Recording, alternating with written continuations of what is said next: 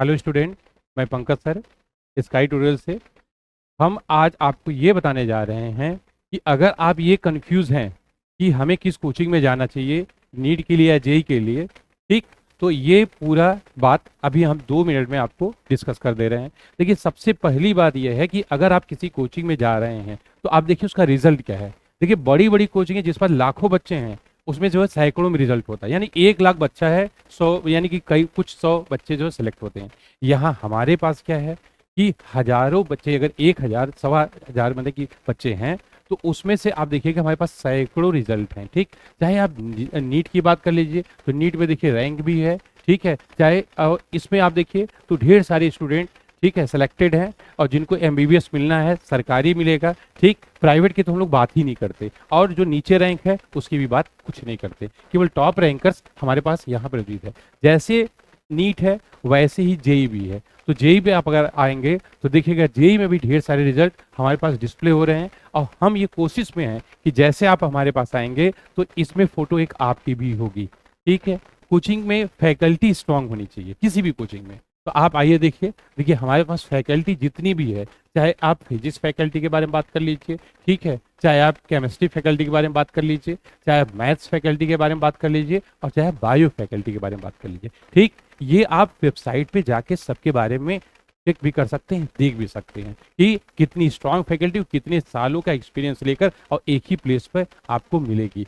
जो फैकल्टी आपको 10 साल पहले भी थी वही फैकल्टी आपको आज भी मिलेगी। देखिए, अगला जो आपके लिए इम्पोर्टेंट बात है वह है आपका टेस्ट कैसा हो रहा है। देखिए, अगर आप आजकल मेरिट इतनी ऊपर भाग रही है, इसके लिए सबसे ज़्यादा जरूरी है कि ज़्यादा से ज़्यादा आप टेस्ट दीजिए। और इसके लिए हम लोग क्या किए, वेल प्लान, देखिए एक टेस्ट प्लान बनाए हैं। ठीक, चाहे नीट हो चाहे जेई हो, दोनों का टेस्ट प्लान है।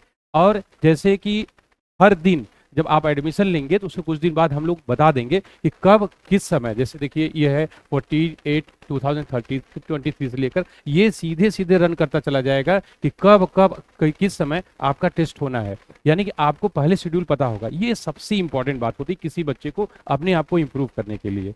ठीक, अगर आपको इम्प्रूव करना है तो आपको ज़्यादा से ज़्यादा लगातार टेस्ट देना पड़ेगा, और जितना आप टेस्ट देंगे उतना ज़्यादा आप इम्प्रूव करेंगे। ठीक है, और देखिए टेस्ट के बाद हम लोग क्या करते हैं कि जैसे टेस्ट खत्म होता है उसके बाद उसको डिस्कस भी करते हैं। ठीक है, और देखिए टेस्ट का डिस्कशन भी हो जाता है, और टेस्ट डिस्कशन के बाद जो एनालिसिस बन के आता है तब समझ में आता है कि आप कहाँ हैं। और हम लोग क्या करते हैं, AITS यूज़ किए हैं, कई स्टेट में एग्जाम करा लेते हैं, जिससे कि आपको बाहर से भी, यानी बाहर के जो बच्चे हैं उनसे भी आपके लेवल का एक कंपैरिजन मिलता है, जो आपके लिए बहुत ज़्यादा फायदेमंद है।